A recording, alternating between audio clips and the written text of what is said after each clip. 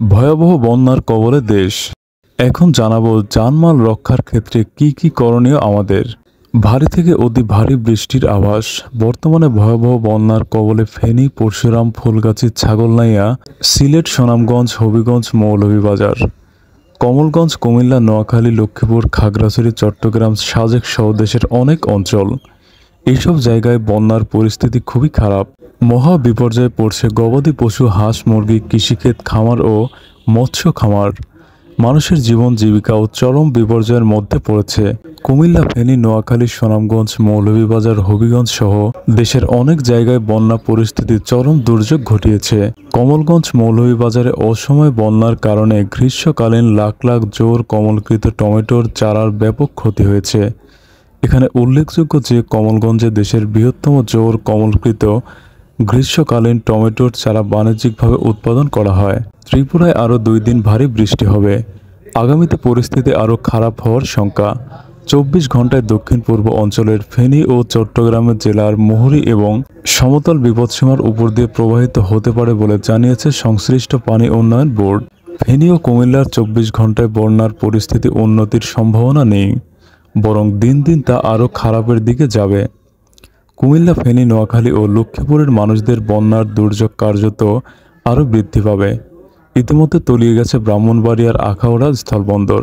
স্মরণকালের ভয়াবহ বন্যায় ফেনীতে দিশেহারা পানিবন্দী 2 লাখের বেশি মানুষ। মুহুরী নদীর বাঁধ ভেঙে বন্যায় 70 গ্রাম প্লাবিত হয়েছে।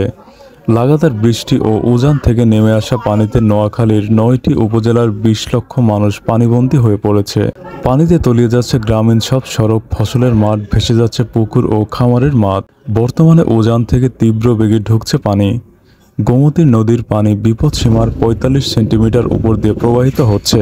বিপদসীমার 195 সেন্টিমিটার উপরে খোয়াই নদীর পানি প্রবাহিত হচ্ছে।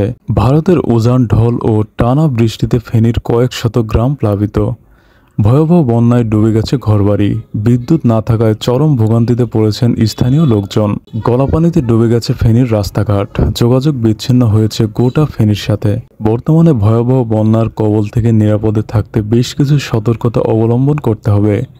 এজন্য বন্যার ক্ষতি থেকে জানমাল রক্ষায় যা করণীয়: নিরাপদ আশ্রয়কেন্দ্র বা উঁচু স্থানে দ্রুত চলে যেতে হবে। বন্যা আসার আগেই বাড়ির ভিটা, নলকূপ, টয়লেট যতদূর সম্ভব উঁচু রাখতে হবে। নিরাপদ স্থানে যাওয়ার পূর্বে বাসাবাড়ির গ্যাস ও বিদ্যুৎ সংযোগ বন্ধ করতে হবে। খাদ্যশস্য ও বীজ নিরাপদ স্থানে সংরক্ষণ করতে হবে। গৃহপালিত পশুপাখি নিরাপদ স্থানে নিতে হবে। শুকনো খাবার, মুড়ি, চিড়া, গুড়, চিনি সংরক্ষণ করতে হবে। বিশুদ্ধ খাবার পানি সংরক্ষণ করতে হবে। চুলা ও রান্নার জন্য শুকনো জ্বালানি সংরক্ষণ করতে হবে। বৃদ্ধ, শিশু, শারীরিক প্রতিবন্ধী ও গর্ভবতী নারীর উপর বিশেষ নজর রাখতে হবে। শিশুদের প্রতি বিশেষ নজর রাখতে হবে। টাকা পয়সা, জমির দলিল, শিক্ষা সনদ নিরাপদ স্থানে সংরক্ষণ করতে হবে। দূষিত পানি পান করা থেকে বিরত থাকতে হবে। পানি বিশুদ্ধকরণ ট্যাবলেট বা ফিটকিরি ব্যবহার করে পানি পান করতে হবে।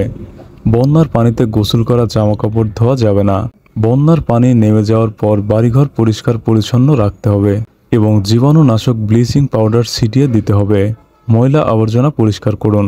বিত্তবানদের উচিত বন্যার্তদের সাহায্যে এগিয়ে আসা। বিপদে সবার হাত বাড়িয়ে দিতে হবে।